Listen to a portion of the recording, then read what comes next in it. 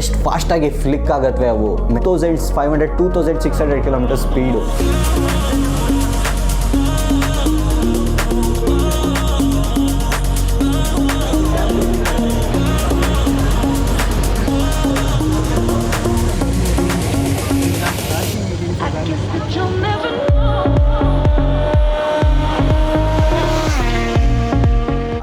ನಮಸ್ಕಾರ ಸ್ನೇಹಿತರೆ, ನಾವಿವತ್ತು ಏರ್ ಶೋಗೆ ಹೋಗ್ತಾ ಇದ್ದೀವಿ. ಸೊ ಇದಕ್ಕೆ ಮುಂಚೆ ಸುಮಾರು ಒಂದು 10-12 ವರ್ಷ ಮುಂಚೆ ಹೋಗಿದ್ದೆ ನಾನು ಏರ್ ಶೋ. ಅಂದರೆ ಹಿಂಗೆ ಆಚೆಯಿಂದ ನೋಡಿದ್ವಿ ಕಾಲೇಜಲ್ಲಿರೋ ಟೈಮಲ್ಲಿ. ಇವಾಗ ಫ್ಯಾಮಿಲಿ ಜೊತೆ ಒಟ್ಟಿಗೆ ಹೋಗ್ತಾ ಇದ್ದೀವಿ. ಪಾಸ್ ಸಿಕ್ಕಿದೆ. So big thanks to Chetan ಮತ್ತು ಅವ್ರಿಗೆ ಪರಿಚಯ ಇರೋರು ಇದ್ದಾರೆ. ಸೊ ನನಗೆ ಪಾಸ್ ಅರೇಂಜ್ ಮಾಡಿಕೊಟ್ರು. Big thanks to them.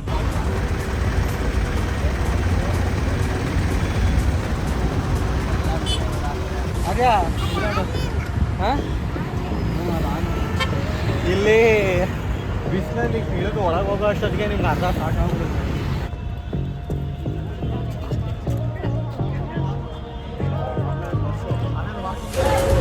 ಎಲ್ಲಿ ಒಳಗಡೆ ಬಂದಿದ್ದೀವಿ ಎಕ್ಸಿಬಿಷನ್ ಅಂದರೆ.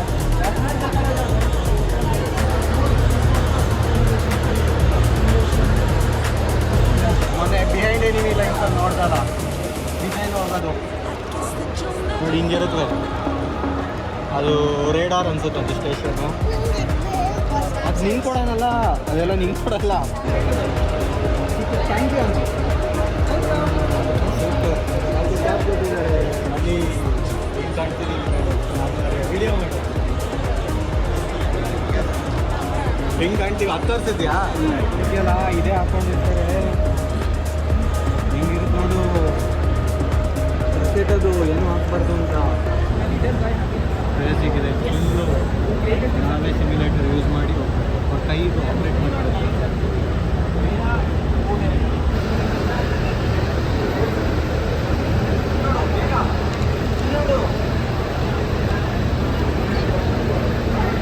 ಟಿ ವಿ ನೋಡು, ಟಿ ವಿಲಿ ರಿಜೆಕ್ಟ್ ಆಗೋದಲ್ಲ ಸೀಟು, ಅದು ಹೆಂಗಿರುತ್ತೆ ನೋಡು. ಕ್ರೇಜಿ ರಿಜೆಕ್ಟ್ ಆಗೋದು ಸೀಟ್. ಅದು ಇದೇ ಅನ್ವಿನೇಷನ್ನು. ವಾವ್ ಇದೆ. ಗ್ರೆನೇಡ್ ಅಲ್ಲಿ ತೋರಿಸ್ತೀನಿ. ಗ್ರೆನೇಡು ಈ ಕಡೆ ಹಾಕೋ. ಇಲ್ಲೇ ಡಮ್ಮನ್ಸ್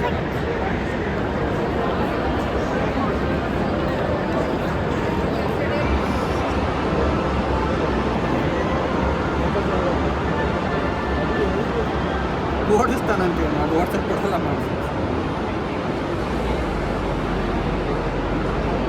ನೋಡ್ತಿಲ್ಲ ರೇಡಾರಲ್ಲ. ಮಗ ಹೆಲಿಕಾಪ್ಟರ್ ನೋಡ್ತಾ ಇದ್ದಾರೆ. ಅರೆ ಹೇಗಿದೆ ಇಲ್ಲಿ ನೋಡಿ ಹೆಂಗಿದೆ. ಚೆನ್ನಾಗಿದ್ಯಾ? ಅಳ್ತಾ ಇದೆಯಾ? ಬಿದ್ಬಿಟ್ಯಾ? ಬಾ ಹೋಗೋಣ ಬಾ, ಆ ಕಡೆ ಬೇರೆ ನೋಡೋಣ ಬಾ.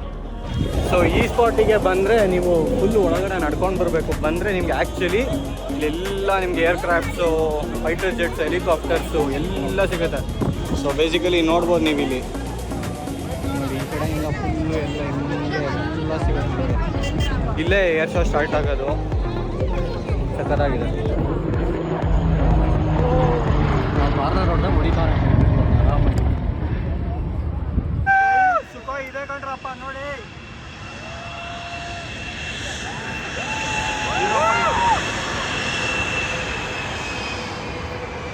ಅಲ್ಲಿ ನೋಡು, ಪೈಲಟ್ ನೋಡು ಮುಂದೆ.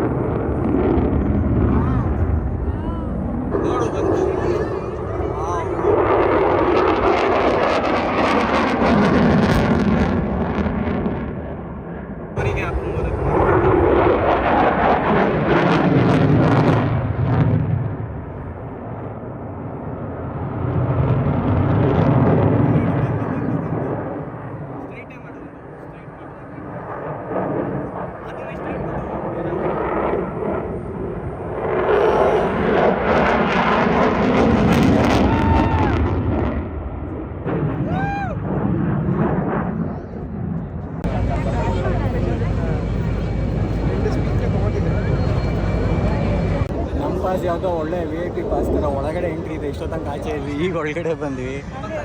ಇಲ್ಲಿ ನೋಡಿದ್ರೆ ಕ್ರೇಜಿ ಶೋ ಇದೆ. F-35 ಓ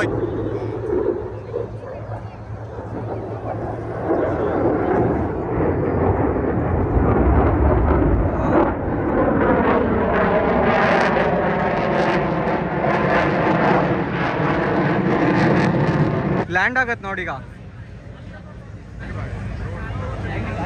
ಲ್ಯಾಂಡ್ ಆಗಿಲ್ಲ, ಕೆಳಗಡೆ ಹೋಗ್ತಾ ಇದ್ದಾನೆ. ಎಷ್ಟು ಕೆಳಗೆ ಹೋಗ್ತಾ ಇದೆ ನೋಡು.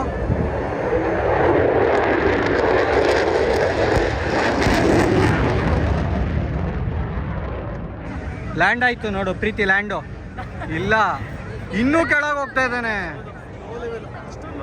ಅಪ್ಪ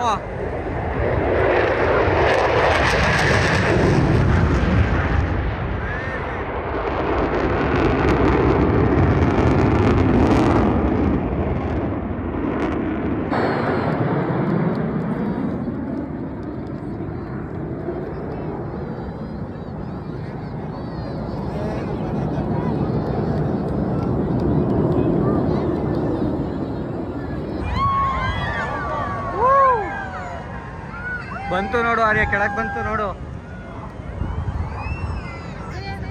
ಕಾಣ್ತಾ ಇದೆಯಾ ನೋಡು, ಬಂತು. ಇದು ಸೂರ್ಯ ಕಿರಣ್ ಸಕ್ಕತ್ತಾಗಿದೆ.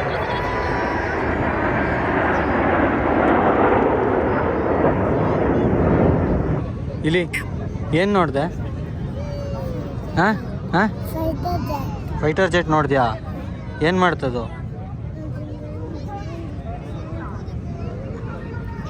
ನೋಡು ಮೇಲ್ ನೋಡು, ಮೇಲ್ ನೋಡು.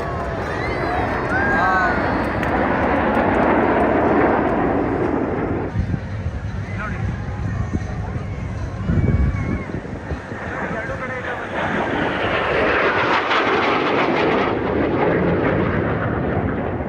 ಸಾಕಾತಿದು.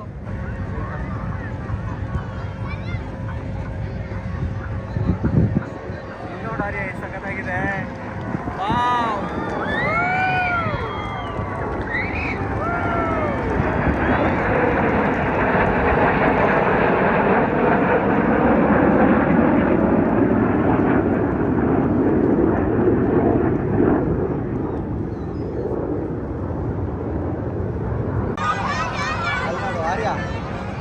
ಮೇಲ್ಗಡೆ ನೋಡು.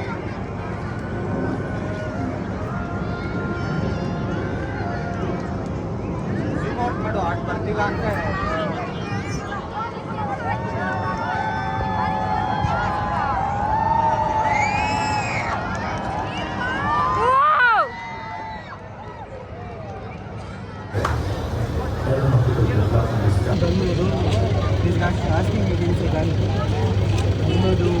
ಅಂತಾರಲ್ಲ ಅದು. Thank you super. ಸ್ನೇಹಿತರೆ, I hope you have enjoyed the air show video. But ಈ ಪಾರ್ಟ್ ನಾನು ಏನು ಮಾತಾಡ್ತೀನಲ್ಲ, ಇದು ತುಂಬಾ important. Don't skip this video please ನೋಡಿ. ಏರ್ ಶೋ ಅಲ್ಲಿ ತುಂಬ ಇಂಪಾರ್ಟೆಂಟ್ ಇದ್ದಿದ್ದು ಈ ಸರಿ ಏನಂತ ಹೇಳಿದ್ರೆ, ಎರಡು ಫೈಟರ್ ಜೆಟ್ಟು. ಯಾವುದಂತ ಹೇಳಿದ್ರೆ ರಷ್ಯಾದ Su-57 ಸುಖೋಯ್ Su-57, ಹಾಗೆಯೇ ಅಮೇರಿಕಾದು F-35 ಲೈಟ್ನಿಂಗ್ 2. ಸೊ ಇದು ತುಂಬ ಇಂಪಾರ್ಟೆಂಟ್. ಏನಕ್ಕಿತ್ತು ಅಂತ ಹೇಳಿದ್ರೆ, ಇಂಡಿಯಾದಲ್ಲಿ ಇದೆರಡರಲ್ಲಿ ಯಾವುದಾದ್ರೂ ಒಂದು ಪರ್ಚೇಸ್ ಮಾಡಬೇಕಂತ ಹೇಳಿ ಇದ್ದಾರೆ. ಇಲ್ಲಿ ನಮ್ಮ ಒಂದು ಡಿಫೆನ್ಸ್ ಕಡೆಯಿಂದ ಒಂದು ದೇಶಕ್ಕೆ ಒಂದು ರೆಸ್ಪೆಕ್ಟ್ ಬರಬೇಕು, ಅವ್ರನ್ನ ಕಂಡ್ರೆ ಹೆದರ್ಕೋಬೇಕು ಆಪೋಸಿಟಲ್ಲಿರೋರು ಅಂತ ಹೇಳಿದ್ರೆ ಯಾವಾಗ ಇದು ಸಾಧ್ಯ? ಅವ್ರ ಹತ್ರ ಬೆಸ್ಟ್ ಡಿಫೆನ್ಸ್ ಇರಬೇಕು. ನನ್ನ ತಂಟೆಗೆ ಬಂದರೆ ನನ್ನ ಮಕ್ಕಳ ನಿಮಗೆ ತೋರಿಸ್ತೀನಿ ಅನ್ನೋ ಥರ ಬೆಸ್ಟ್ ಡಿಫೆನ್ಸ್ ಇರಬೇಕು ವರ್ಲ್ಡಲ್ಲಿ. ಆ ಥರ ಯಾರಿಗಿದೆ? ಈ US, ರಷ್ಯಾ, ಚೈನಾ, ಇವ್ರಿಗೆಲ್ಲ ಆ ಥರ ಇದ್ದಾರೆ. ಅದಕ್ಕೋಸ್ಕರನೇ ಅವರಿಗೆ ಏನಾದರೂ ಮಾಡಬೇಕನ್ನಾರು ಹೇಳ್ಬೇಕಂದ್ರೆ ಬೇರೆ ಕಂಟ್ರಿಗಳು ಯೋಚನೆ ಮಾಡ್ತಾರೆ. ಸೊ ನಮ್ಮ ಇಂಡಿಯಾದವ್ರ ಹತ್ರ ಇಲ್ವಾ? ಇರೋದು ಸಾಲುತ್ತಾ? ಇವೆಲ್ಲ ನಾನು ನಿಮಗೆ ಆನ್ಸರ್ ಮಾಡ್ತೀನಿ. ನಮ್ಮ ಹತ್ರ ಏನಕ್ಕೆ 5th ಜನರೇಷನ್ ಫೈಟರ್ ಜೆಟ್ ಇಲ್ಲ? It's not so easy. So first thing, ನಾವು 5th ಜನರೇಷನ್ ಫೈಟರ್ ಜೆಟ್ ಅಂದರೆ ಏನಂತ ಹೇಳಿ ತಿಳ್ಕೊಣ. ಇದು ತುಂಬ ಕಾಸ್ಟ್ಲಿಯೆಸ್ಟ್, ಮೋಸ್ಟ್ ಅಡ್ವಾನ್ಸ್ಡ್ ಟೆಕ್ನಾಲಜೀಸ್ ಇರೋವಂಥ ಫೈಟರ್ ಜೆಟ್ಗಳು. ಸೊ ಇದನ್ನು ಡೆವಲಪ್ ಮಾಡೋದೇ ಇರಲಿ, ಅದನ್ನು ಯೂಸ್ ಮಾಡೋದೇ ಇರಲಿ, ಅಷ್ಟು ಈಸಿ ಇರೋದಿಲ್ಲ. ನಿಮಗೆ ಮೋಸ್ಟ್ ಅಡ್ವಾನ್ಸ್ ಟೆಕ್ನಾಲಜೀಸ್ ಅಂತಂದರೆ ಏನು ಬರುತ್ತೆ? ಸ್ಟೆಲ್ತ್ ಟೆಕ್ನಾಲಜಿ, ಎಲೆಕ್ಟ್ರಾನಿಕ್ಸು ಸಖತ್ತಾಗಿರಬೇಕು, ಟಾಪ್ ನಾಚ್ ಆಗಿರಬೇಕು, ಸೂಪರ್ಸೋನಿಕ್ ಫೈಟರ್ ಜೆಟ್ಸ್ ಇವೆಲ್ಲ. ಸೊ ಸ್ಟೆಲ್ತ್ ಟೆಕ್ನಾಲಜಿ ಅಂದ ತಕ್ಷಣ ನೀವು ಏನಂತೇಳಿ ಅಂದ್ಕೋಬೋದು. ಸ್ಟೆಲ್ತ್ ಅಂತಂದ್ರೇನು? ಇವಾಗ ನಾವು ಇಂಡಿಯಾದಿಂದ US ಗೆ ಅಟ್ಯಾಕ್ ಮಾಡೋಕ್ಕೆ ಹೋಗ್ತಿದ್ದೀವಿ ಅಂತ ಹೇಳಿ ಅಂದ್ಕೊಳ್ಳಿ. ನಮ್ಮ ಒಂದು ಫೈಟರ್ ಜೆಟ್ ಹೋಯ್ತು ಅಲ್ಲಿಗೆ. ಹೋದ ತಕ್ಷಣ ಅಲ್ಲಿ ರೇಡಾರ್ ಇರುತ್ತೆ. ಈ ಬರ್ತಾ ಇದೆ ಇಂಡಿಯಾದಿಂದ ನಮಗೆ ಗೊತ್ತಾಯ್ತು ಅಂತ ಹೇಳಿದ್ರೆ ಏನು ಮಾಡ್ತಾರೆ, ಕೆಳಗಡೆಯಿಂದ ರೇಡಾರ್ ಡಿಟೆಕ್ಟ್ ಮಾಡುತ್ತೆ, ಮಿಸೈಲ್ ಹೋಗ್ಬಿಟ್ಟು ಹೊಡೆದು ಬಿಸಾಕ್ಬಿಡುತ್ತೆ ಫೈಟರ್ ಜೆಟ್ನ. ಸೊ ನಮ್ಮ ಭಾರತದಿಂದ ಹೋಗಿರೋ ಅಂಥ ಏರ್ಕ್ರಾಫ್ಟು ಅಲ್ಲಿದೆ ಅಂತಲೇ ಗೊತ್ತಾಗಿಲ್ಲ ಅಂತ ಹೇಳಿದ್ರೆ ಅವರಿಗೆ, ಆ ಫೈಟರ್ ಜೆಟ್ ಅಲ್ಲಿ ಇದೆ ಅಂತಲೇ ಗೊತ್ತಾಗಿಲ್ಲ ಅಂತಂದರೆ ಹೆಂಗಿರುತ್ತೆ? ಅದಕ್ಕೆ ಸ್ಟೆಲ್ತ್ ಟೆಕ್ನಾಲಜಿ ಬೇಕು. US ಮತ್ತು ರಷ್ಯಾ ಇಬ್ಬರ ಹತ್ರನೇ ಇಲ್ಲ 5th ಜನರೇಷನ್ ಫೈಟರ್ ಜೆಟ್ಸು. ಬೇರೆ ಕಂಟ್ರಿಗಳದ್ದು ಇದೆ. ನಿಮಗೆ ಚೈನಾದು J-20 ಅಂತ ಇದೆ, ಇನ್ನೊಂದು J-25 ಅಂತ ಒಂದಿದೆ ಅವ್ರದ್ದು. ಅದಲ್ಲದೆ ಸೌತ್ ಕೊರಿಯಾದು ಅಷ್ಟೇ KF-21 ಅಂತ ಇದೆ. ಟರ್ಕಿ ಅಂತ ಕಂಟ್ರಿದು TF ಖಾನ್ ಅಂತ ಇದೆ. ಹೀಗೆ ಸುಮಾರು ಜಪಾನ್ ಅವ್ರದ್ದು ಮಿತ್ಸುಬಿಷಿ ಅಂತಿದೆ. ಸೊ ನಿಮ್ಗೆ ಅನಿಸ್ಬೋದು ನಮ್ಮ ಇಂಡಿಯಾದವ್ರ ಹತ್ರ ಏನೂ ಇಲ್ವಾ, ಏನು ಕತೆ ಅಂತ ಹೇಳ್ಬಿಟ್ಟು. ಆ್ಯಕ್ಚುಲಿ ಇಂಡಿಯಾದವರು ಯಾವುದೂ ಇನ್ನೂ 5th ಜನರೇಷನ್ನು ಮಾಡಿಲ್ಲ. ಬಟ್ ಪ್ರೋಟೋಟೈಪ್ ಒಂದು ಡೆವಲಪ್ಮೆಂಟ್ ಅಂಡರಲ್ಲಿದೆ. HAL ಅವರ AMCA ಅಂತ, ಅಂದರೆ ಅಡ್ವಾನ್ಸ್ಡ್ ಮೀಡಿಯಮ್ ಕಾಂಬ್ಯಾಟ್ ಏರ್ಕ್ರಾಫ್ಟ್ ಅಂತ. ಸೊ ಇದು ಇನ್ನು ಡೆವಲಪ್ಮೆಂಟ್ ಫೇಸಲ್ಲಿದೆ. ಇಷ್ಟೊತ್ತಿಗೆ ಬರಬೇಕಿತ್ತು, ಬಂದಿಲ್ಲ. 27ಗೆ ಬರ್ಬೋದು ಅಂತ ಹೇಳ್ತಿದ್ದಾರೆ. ಬಿಕಾಸ್ ಇವೆಲ್ಲ ಹಿಂಗೇನೊಂದು ಕೊಲಾಬ್ರೇಷನಿಂದ ಮಾಡ್ತಾ ಇರೋದು ಅಷ್ಟು ಈಸಿ ಇರೋದಿಲ್ಲ. ಒಂದು ಏರ್ಕ್ರಾಫ್ಟು ಈ ಥರ ಫೈಟರ್ ಜೆಟ್ಟು ಡೆವಲಪ್ ಮಾಡಬೇಕಂತ ಹೇಳಿದ್ರೆ ತುಂಬ ಬಡ್ಜೆಟ್ ಬೇಕು. ಫಸ್ಟ್ ಪಾಯಿಂಟು ಬಡ್ಜೆಟ್ ಜೊತೆಗೆ ಟ್ಯಾಲೆಂಟ್ ಬೇಕು. ಟ್ಯಾಲೆಂಟ್ ಅಂದರೆ ನೀವು ಅನ್ಕೋಬೋದು ನಮಗೆ ಇಂಜಿನ್ ಡೆವಲಪ್ ಮಾಡೋದಕ್ಕಾಗೋದಿಲ್ವ ಅಷ್ಟು ಚೆನ್ನಾಗಿ ಅಂತ. ಇವಾಗ ನೀವು ಸುಮ್ಮನೆ ಬೈಕಲ್ಲೇ ಎಕ್ಸಾಂಪಲ್ ತೊಗೊಳ್ಳಿ. ನಮ್ಮ ಇಂಡಿಯಾದಲ್ಲಿ ಸೂಪರ್ ಬೈಕ್ಸ್ ಯಾವುದಿದೆ, ಅಷ್ಟು ಈಸಿ ಇಲ್ಲ. They have budget, still they don't do R&D most of the companies ಎಲ್ಲ. But they can do it.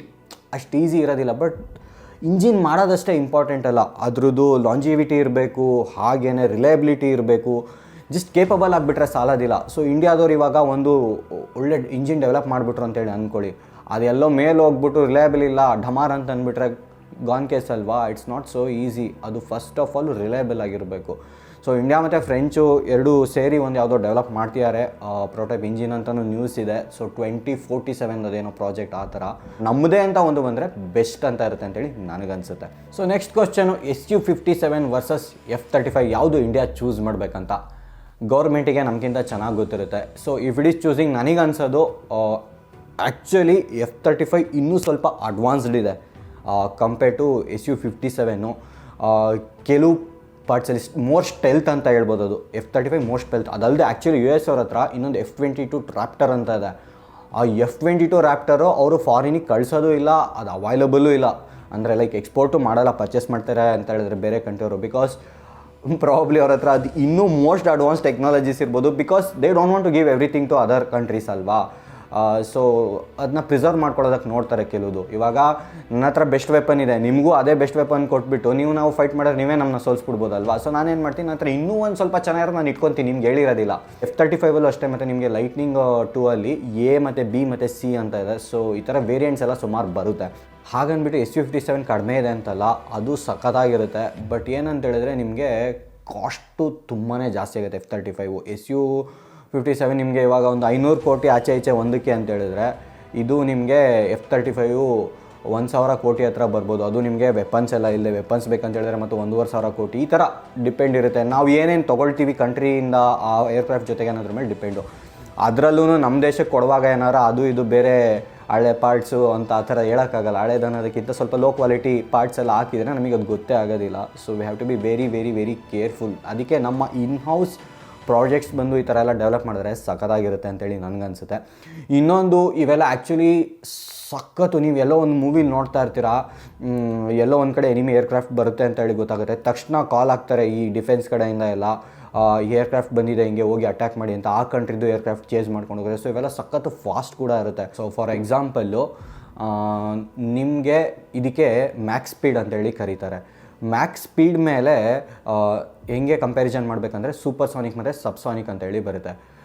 Subsonic ಅಂತಂದರೆ ನಿಮಗೆ ಸ್ಪೀಡ್ ಆಫ್ ಸೌಂಡ್ ಏನಿರುತ್ತೆ ಅದಕ್ಕಿಂತ ಕಡಿಮೆ ಇದೆ ಅಂತ ಹೇಳಿದ್ರೆ ಸ್ಪೀಡು, ಅದಕ್ಕೆ ಮ್ಯಾಕ್ 1 ಕೆಳಗಡೆ ಇದೆ ಅಂತ ಹೇಳ್ತಾರೆ. ಮ್ಯಾಕ್ 1ಗಿಂತ ಜಾಸ್ತಿ ಇದೆ ಅಂತ ಹೇಳಿದ್ರೆ ಸ್ಪೀಡ್ ಆಫ್ ಸೌಂಡ್ಗಿಂತ ಜಾಸ್ತಿ ಸ್ಪೀಡ್ ಇದೆ ಅಂತ. For example speed of sound ನೀವು ಮ್ಯಾಕ್ 1 ಅಂತ ಇಟ್ಕೊಳ್ಳಿ. ಏರ್ಕ್ರಾಫ್ಟ್ದು ಸ್ಪೀಡು ಮ್ಯಾಕ್ 2 ಇದೆ ಅಂತಂದರೆ ಸ್ಪೀಡ್ ಆಫ್ ಸೌಂಡ್ಗಿಂತ ಡಬಲ್ ಫಾಸ್ಟ್ ಇದೆ ಇದು ಅಂತ ಹೇಳ್ಬಿಟ್ಟು. ನಾನು ಇವೆಲ್ಲ ನಿಮಗೆ ತುಂಬ ಕನ್ಫ್ಯೂಸ್ ಮಾಡೋದಕ್ಕೆ ಹೋಗಲ್ಲ. ಸಿಂಪಲ್ ಟರ್ಮ್ಸಲ್ಲಿ ಹೇಳ್ಬೇಕಂತಂದರೆ ನಿಮಗೆ ಇವಾಗ ಮ್ಯಾಕ್ 1.7 1.8 ಇದೆ ಅಂತ ಹೇಳ್ಕೊಳ್ಳಿ F-35. ಆವಾಗ ಅದು ಆಲ್ಮೋಸ್ಟ್ ನಿಮಗೆ 1900-2000 km/h ಸ್ಪೀಡ್ಗೆ ಅದು ಟ್ರಾವೆಲ್ ಮಾಡ್ತಾ ಇರುತ್ತೆ ಫೈಟರ್ ಜೆಟ್. ಇಮ್ಯಾಜಿನ್ ಮಾಡಿ ನೀವು, ಆಯಿತಾ. So it's a lot of speed. ಅದೇ ನೀವು ರಷ್ಯಾದ Su-57 ನೋಡಿದ್ರೆ ಅದು ಮ್ಯಾಕ್ 2.0 ಬರುತ್ತೆ ನಿಮಗೆ ಸ್ಪೀಡು. ಮ್ಯಾಕ್ 2 ಸ್ಪೀಡ್ ಬರುತ್ತೆ ಅಂತ ಹೇಳಿದ್ರೆ ನಿಮಗೆ almost 2000 kilometres 2100 kilometres speed reach ಆಗುತ್ತೆ ಅದು. ಸೊ ನೀವು ಅನ್ಕೋಬೋದು SU57 ಜಾಸ್ತಿ ಸ್ಪೀಡ್ ಅಲ್ವಾ ಅಂತ ಅಂದ್ಬಿಟ್ಟು, ಹಂಗಂತ ಅದು ಅಷ್ಟೇ ಮ್ಯಾಟ್ರ್ ಆಗೋದಿಲ್ಲ. ಎಷ್ಟು ಫಾಸ್ಟಾಗಿ ಫ್ಲಿಕ್ ಆಗತ್ವೆ ಅವು, ಮೆನ್ಯೂರಬಿಲಿಟಿ ಯಾವ ಥರ ಇರುತ್ತೆ, ಎಷ್ಟು ಅಜೈಲ್ ಇರುತ್ತೆ, ಸೋ ಮೆನಿ ಥಿಂಗ್ಸ್, ಟೆಕ್ನಾಲಜಿ. ಒಬ್ಬರು ಅಫೆನ್ಸಿವ್ ಆಗಿದ್ರೆ ಒಬ್ಬರು ಡಿಫೆನ್ಸಿವ್ ಆಗಿರ್ತಾರಲ್ಲ ಆ ಥರ. ಇದು F-35 ಹೆಂಗೆ ಅಂದರೆ ರೆಡಿ ಟು ಅಟ್ಯಾಕ್ ಆ ಮೋಡು ಸ್ವಲ್ಪ.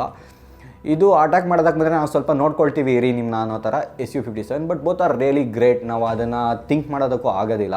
ಸೊ ಇಂಡಿಯಾದು ಆ್ಯಕ್ಚುಲಿ HAL ಅವರ AMCA ಯಾವ್ದು ಬರ್ತಾ ಇದೆಯಲ್ಲ, ಇದು ಬಂದರೆ ಇದ್ರದ್ದು ಆ್ಯಕ್ಚುಲಿ ಮ್ಯಾಕ್ 2.2 ಏನೋ ಎಕ್ಸ್ಪೆಕ್ಟ್ ಮಾಡ್ತಿದ್ದಾರೆ ಸ್ಪೀಡು. ಮ್ಯಾಕ್ 2.2 ಅಂತ ಹೇಳಿದ್ರೆ ನಿಮಗೆ almost 2500-2600 kilometre speed. So along with that stealth technologies, ಈ ಥರ ಬೇರೆ ಎಲ್ಲ ಟೆಕ್ನಾಲಜೀಸ್ ಇದ್ದರೆ ಸಖತ್ತಾಗಿರುತ್ತೆ. ಸೊ ನಾವು ಎಷ್ಟೊಂದು ಸರಿ ಅಂದ್ಕೊಳ್ತೀವಿ ಬೇರೆ ಕಂಟ್ರಿಯವ್ರು ನಮ್ಗೆ ಏನಕ್ಕೆ ರೆಸ್ಪೆಕ್ಟ್ ಮಾಡೋದಿಲ್ಲ ಅಂತ ಹೇಳ್ಬಿಟ್ಟು ಎಷ್ಟೊಂದು ಸರಿ ಅನಿಸುತ್ತಲ್ವಾ. ಈ ಥರ ಎಲ್ಲ ಟೆಕ್ನಾಲಜೀಸ್ ಎಲ್ಲ ಇದ್ದು ನಮ್ಮಲ್ಲೂ ನಾವು ಸಖತ್ ಸ್ಟ್ರಾಂಗ್ ಆಗಿದ್ದರೆ ಇನ್ನೋಸ್ ಬಿಲ್ಡ್ ಮಾಡಿ ಇವೆಲ್ಲ, it will be a very good thing to have in the country. ನಮ್ಗೆ ಯಾವುದೇ ಟೈಮಲ್ಲಿ ಯಾರೇ ಅಟ್ಯಾಕ್ ಮಾಡಿದ್ರು ಬರ್ರೋ ಅಂತ ಹೇಳ್ಬೋದು ನಾವು. ಬೇರೆ ಕಂಟ್ರಿ ಮೇಲೆ ನಾವು ಡಿಪೆಂಡ್ ಆಗದೇ ಇರೋದು ತುಂಬಾ ಒಳ್ಳೆಯದು. ಸೊ ಅಷ್ಟು ಈಸಿ ಅಲ್ಲ, ಇದಕ್ಕೆ ತುಂಬ ಬಡ್ಜೆಟ್ ಬೇಕು. US ಅವ್ರ ಹತ್ರ ಎಲ್ಲ ನೋಡಿ ಒಳ್ಳೆ ಬಡ್ಜೆಟ್ ಇರುತ್ತೆ. ಸೊ ಅವರಿಗೆ ಜಾಸ್ತಿ ಫ್ಲೈಟ್ ಟೈಮ್ ಸಿಗುತ್ತೆ. ಸೊ ಇವನ್ನೆಲ್ಲ ಡೆವಲಪ್ ಮಾಡೋದ್ರ ಜೊತೆಗೆ ಫ್ಲೈಟ್ ಟೈಮು ಅಷ್ಟೇ ಇಂಪಾರ್ಟೆಂಟು, ಪಳಗಿರಬೇಕು ಅಂತಾರಲ್ಲ ಆ ಥರ.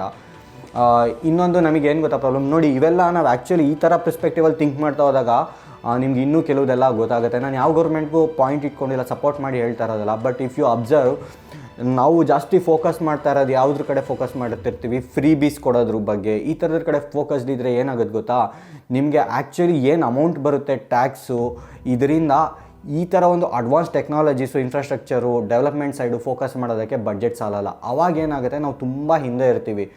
ನಮ್ಮ ಇಂಡಿಯಾನೂ ಇವಾಗಿಂದ ಹಾಕಿದ್ರೆ ಇವಕ್ಕೆಲ್ಲ ಏನಂದರೆ 1 ವರ್ಷ 2 ವರ್ಷದಲ್ಲಿ ಡೆವಲಪ್ ಮಾಡೋ ಪ್ರಾಜೆಕ್ಟ್ಸ್ ಎಲ್ಲ ಇವಕ್ಕೆಲ್ಲ 20-30 ವರ್ಷ 50 ವರ್ಷ ಈ ಥರ ಹೆಂಗೆ ಅಂದರೆ ಒಂದೊಂದೇ ಸ್ಟೇಜಲ್ಲಿ ಡೆವಲಪ್ ಆಗ್ತಾ ಬರಬೇಕು ಟೆಕ್ನಾಲಜಿ. ನಿಮ್ಗೇನಾದ್ರು ಈ ಥರದ್ದು ಏನಾದ್ರು ಇಂಟ್ರೆಸ್ಟ್ ಇದೆ ಅಂತಂದ್ರೂ ಕೆಳಗಡೆ ಕಮೆಂಟ್ಸಲ್ಲಿ ತಿಳಿಸಿ. ನಮ್ಮ ಇಂಡಿಯಾದಲ್ಲಿ ಯಾವುದು ಪಿಕ್ ಮಾಡಿದ್ರೆ ಚೆನ್ನಾಗಿರುತ್ತೆ SU57 ವರ್ಸಸ್ F-35 ಅಲ್ಲಿ ನಿಮ್ಮ ಒಪಿನಿಯನ್ ಏನು ಅಂತ ಕೂಡ ಕೆಳಗಡೆ ತಿಳಿಸಿ ಕಮೆಂಟ್ಸಲ್ಲಿ. So keep supporting the country, developments ಚೆನ್ನಾಗಿ ಬರಲಿ, ನಮ್ಮ ಪ್ರಾಜೆಕ್ಟ್ಸ್ ಕೂಡ ಇನ್ನೂ ತುಂಬ ಚೆನ್ನಾಗಿ ಬರಲಿ ಅಂತ ಹೇಳ್ತಾನೆ ಈ ವಿಡಿಯೋನ ಇಲ್ಲಿ ನಿಲ್ಲಿಸ್ತೀನಿ. ಸೊ ಈ ಥರ ಏರ್ ಶೋಸು ಹಿಂಗೇನಾದರೂ ಬಂದರೆ ಹೋಗಿ ಲೇಟೆಸ್ಟ್ ಟೆಕ್ನಾಲಜೀಸು, ಲೇಟೆಸ್ಟ್ ಏನೇ ಇರಲಿ, ಈ ಥರ ಥಿಂಗ್ಸ್ನ ಅಪ್ ಟು ಡೇಟ್ ಇರಿ, ನೋಡಿ, ಫೀಲ್ ಮಾಡಿ. ಇವೆಲ್ಲ ಎಲ್ಲರಿಗೂ ಚಾನ್ಸ್ ಸಿಗೋಲ್ಲ. ಸಿಕ್ಕಿದಾಗ ನಾವು ನೋಡಿಲ್ಲ ಅಂದರೆ ಏನು ಉಪಯೋಗ ಇಲ್ಲ. So go out there, see it, feel it, learn more about it ಅಂತ ಹೇಳ್ತಾ ಈ ವಿಡಿಯೋ ಇಲ್ಲಿ ನಿಲ್ಲಿಸ್ತೀನಿ. ಸಿಗೋಣ ಮತ್ತೆ ಮುಂದಿನ ವಿಡಿಯೋದಲ್ಲಿ. Love you all, take care. ಹಾಗೆ ಏರ್ ಶೋ ಹೇಗೆ ಅನ್ನಿಸ್ತು ಅಂತಂದ್ಬಿಟ್ಟು ಕೆಳಗಡೆ ಕಮೆಂಟ್ಸಲ್ಲಿ ತಿಳಿಸಿ. See you, bye.